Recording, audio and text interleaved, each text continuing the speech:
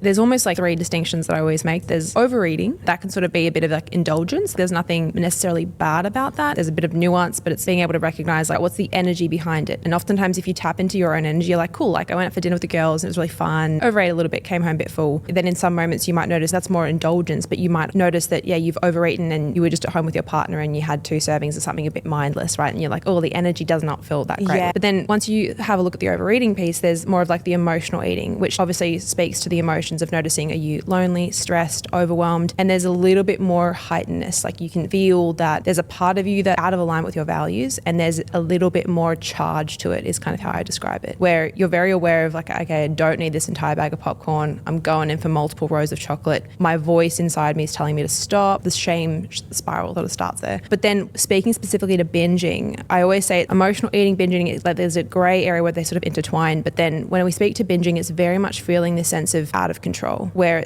I'm very aware I don't want to be doing this. I'm very aware that I'm already kind of planning to over-exercise tomorrow or under-eat tomorrow. You got this negotiation. It's like mental gymnastics with your calories in your mind maybe, or for some people it's just this sense of just feeling quite out of body as well, where they're just handfuls in the Uncle Toby's cereal box, whatever it might look like. That extra degree of where you're holding so much shame and there is your very peak heightened sense. You do feel as though even though you really want to stop, you feel like you've already screwed up so much that you just keep going. And that's where a lot of people end up going to bed feeling so physically uncomfortable, stomach pain, back pain, not to mention like mental and emotional pain.